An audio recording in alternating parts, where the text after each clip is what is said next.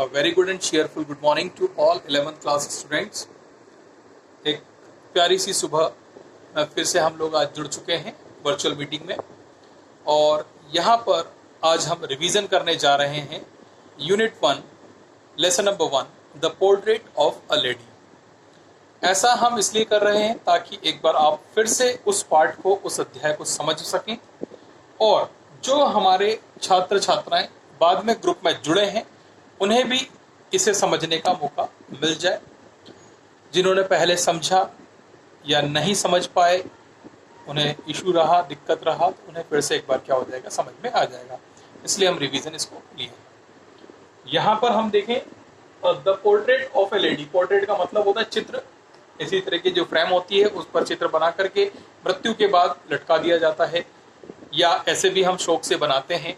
ठीक है, मृत्यु और शोक के स्वरूप बनाए हुए फोटोज में ज़्यादा डिफरेंस नहीं होता है।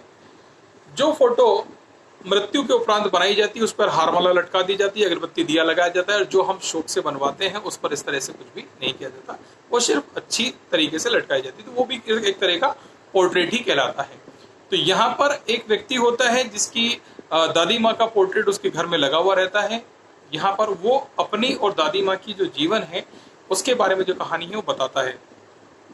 वो ये बताता है कि उसकी दादी माँ से उसका कितना प्रेम होता है। उसके दादाजी का फोटो भी वहां पर लगा हुआ रहता है रूम के अंदर। उसके दादाजी उसकी दादी से उम्र में कितने ज्यादा बड़े दिखाई देते थे, जबकि उसकी दादी बहुत यंग और प्रीटी नजर आती थी। दादी बहुत अच्छी थी, लेकिन वो इतनी वृद्धावस्था में आने के बाद में थोड़ी सी फैट हो गई थी, थोड़ी सी झुकी हुई भी थी। और वो कहता है कि जैसी सभी लोगों की दादी होती है, एज यूजुअल मेरी भी दादी वैसी थी। भाई दादी होना मतलब काफी उम्र ले लेना एक महिला का, तब वो दादी बन पाती है, नानी बन पाती है। बहुत ही कम उम्र में दादी नानी बनना स्वाभाविक नहीं है, या हम उसे असंभव नहीं कह सकते, लेकिन वो स्वाभाविक नहीं होता, अस्वाभाविक लगेगा। तो यहाँ पर वो दादी की बात करता है कि मेरी दादी भी वैसी होती हैं। धीरे धीरे वो उनके साथ में रहता है, वहां पर उन्हीं के साथ में सोता है, खेलता है, उठता है, बड़ा होता है। फिर दादी का जो रूटीन होता है उसके बारे में बताया जाता है कि दादी क्या करती हैं। खाना खाते समय रोटी के टुकड़े करती हैं, उन्हें फेंक देती हैं। बहुत सारी चिड़िया वहां पर आती हैं और वो खाना खाती हैं, उन्हें चुग करके ले जाती हैं। अच्छे से उनकी दोस्ती हो जाती है। फिर हमारा जो लेखक है वो पढ़ने के लिए बाहर की तरफ चले जाता है। बाहर मतलब विदेश चले जाता है, या उस टाउन या उस कस्बे को छोड़ करके किसी दूसरे शहर में चले जाता है, दूसरे स्टेट में चले जाता है पढ़ने के लिए। उस समय उसकी दादी अकेली हो जाती है और वो बोलती भी है कि तुम ऐसा मत करो, तुम्हें नहीं जाना चाहिए, यहीं रहो। गुस्सा भी हो जाती है, काफी दिनों तक बात भी नहीं करती। जब उन्हें पता चलता है कि वो जाने वाले हैं यहाँ से, तो बात भी नहीं करती हैं। इसी प्रकार से वो करती रहती हैं और उनके बीच में मनमुटाव हो जाता है थोड़ा सा। बट मनमुटाव वैसा नहीं होता कि झगड़े वाला नहीं, ऐसा जिस तरह से क्या होता है कि हम जिससे बहुत ज्यादा अब लगाव होता है और उसके साथ में हम फिर चुप हो जाते हैं, हमें तुमसे कोई बात नहीं करनी, इस तरह से। तो वो भी इस प्रकार से करती हैं। आगे जाकर के ये होता है कि इनकी पढ़ाई पूरी होने के बाद में वापस आते हैं। वापस आने के बाद में ये अपनी दादी माँ को लेकर के कहीं और शिफ्ट हो जाते हैं। वहां पर जब ये पहुंचते हैं तो वहां पर भी दादी का रूटीन ऐसा ही रहता है, लेकिन धीरे धीरे करके दादी की वृद्धावस्था निकट आ जाती है और एक दिन उनकी मृत्यु हो जाती है।